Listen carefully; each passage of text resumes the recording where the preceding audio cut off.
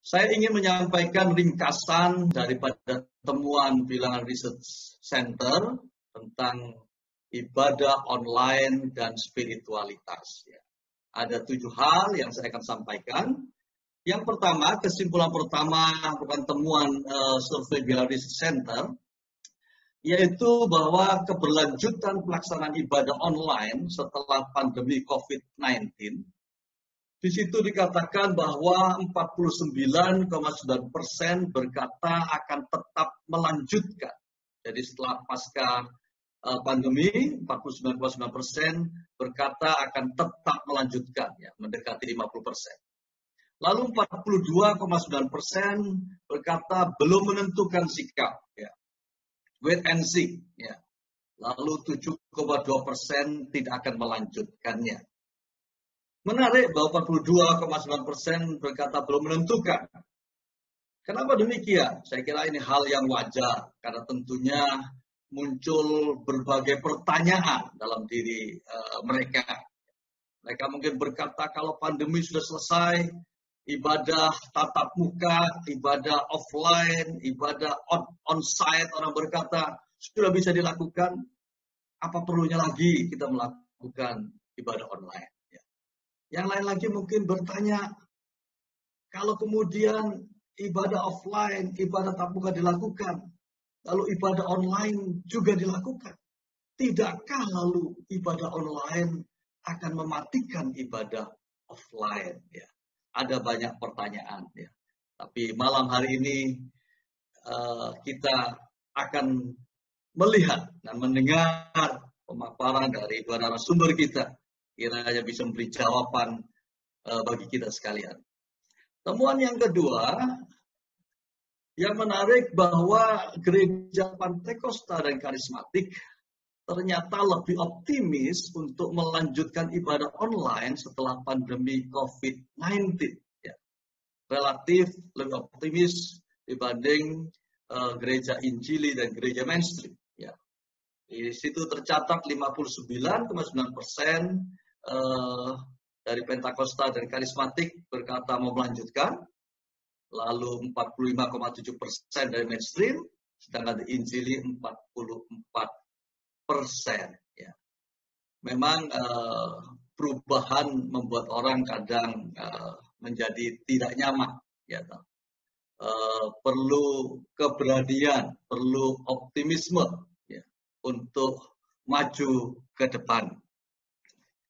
Nah, kita melihat juga bahwa persentase jemaat, ini kesimpulan yang ketiga, yang ikut ibadah online, jika dibandingkan dan juga kehadiran saat sebelum pandemi COVID-19, artinya sebelum ibadah online dibandingkan dengan ibadah offline, ya, sebelumnya, kita melihat bahwa persentase jemaat ada 60%, di bawah 60%, ya, itu persentasenya 24,3%. Jadi jemaat yang hadir antara 61 sampai 80%, persentasenya 31%.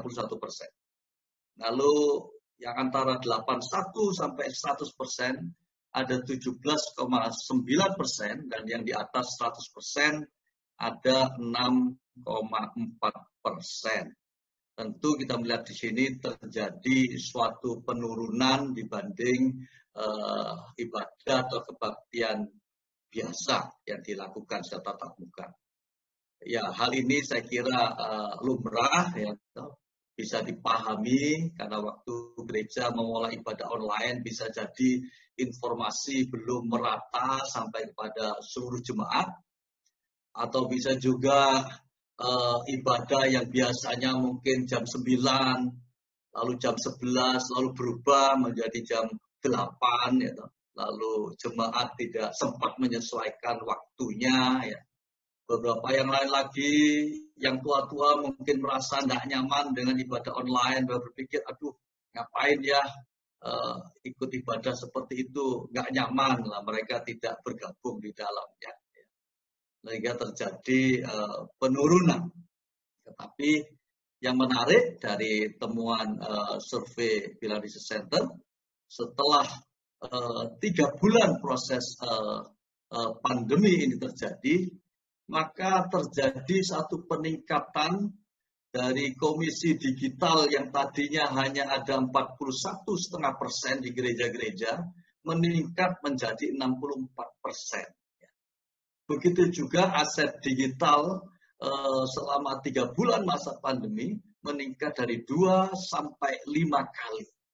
Jadi walaupun gereja dan semua gereja tidak siap menghadapi COVID, tetapi pandemi telah menjadi suatu katalisator, ya, sehingga mendorong gereja untuk beradaptasi, ya, dalam situasi pandemi ini, lalu bisa menyiapkan ibadah online sedemikian rupa bersama dengan komisi digital dan konten-konten yang mereka siapkan.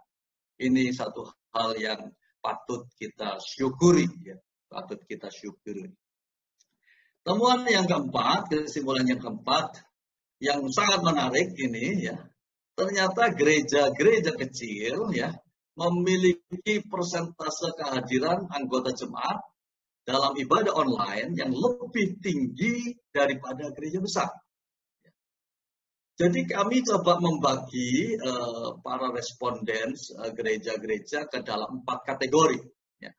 Kategori yang pertama itu adalah gereja kecil di mana jemaatnya, anggota jemaatnya 1 sampai 50. Kemudian yang kategori kedua dari 51 sampai 200. Lalu yang ketiga 201 sampai 500, yang keempat di atas 500. Jadi gereja kecil yang dimaksudkan ini adalah gereja dengan jumlah anggota 1 sampai 50.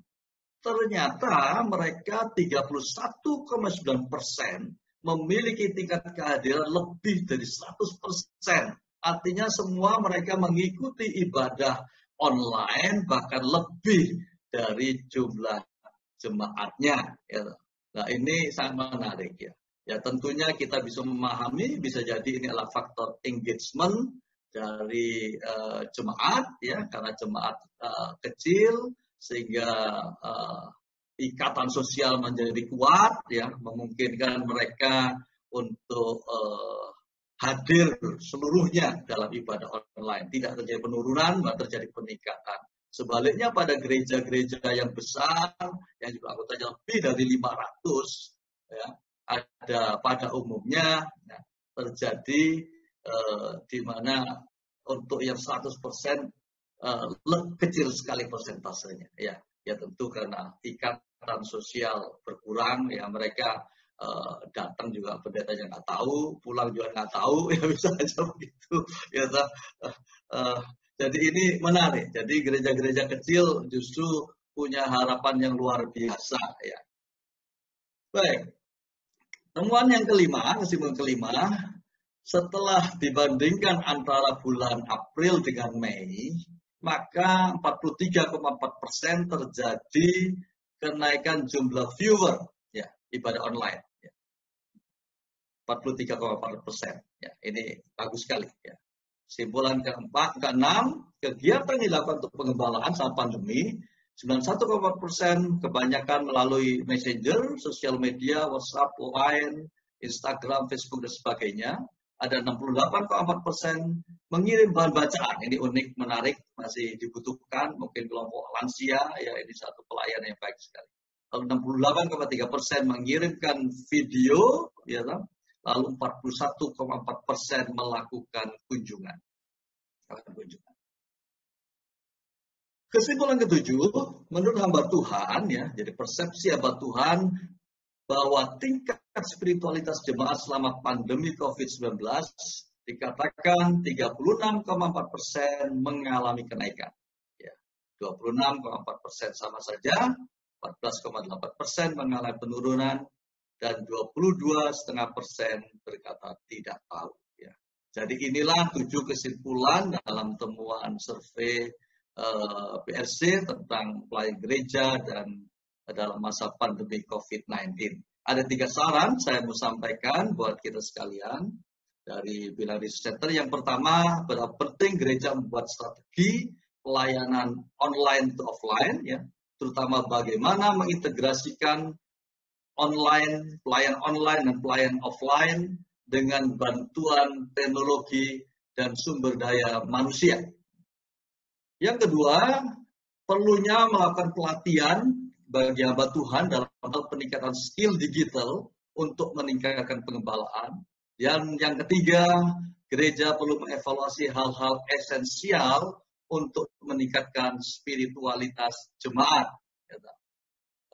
Tentunya lewat pengalaman masa pandemi ini menjadi satu pengalaman yang penting buat gereja. Namun orang berkata bahwa pengalaman itu adalah guru yang baik. Sebenarnya yang lebih tepat adalah bahwa pengalaman yang dievaluasi itu akan menjadi guru yang baik. Karena kalau apa yang dialami selama masa pandemi, di mana tadinya gereja menjadi pusat, center, church centers. Lalu sekarang oleh karena masalah pandemi, lalu gereja seakan-akan pindah ke rumah-rumah. Ya, sekarang gereja menjadi family centers. Ya, maka tentunya hal-hal ini menjadi sesuatu yang perlu dipikirkan. Hal-hal esensial apakah yang penting untuk meningkatkan spiritualitas jemaat. Ya. Kiranya ini menjadi masukan buat gereja Tuhan.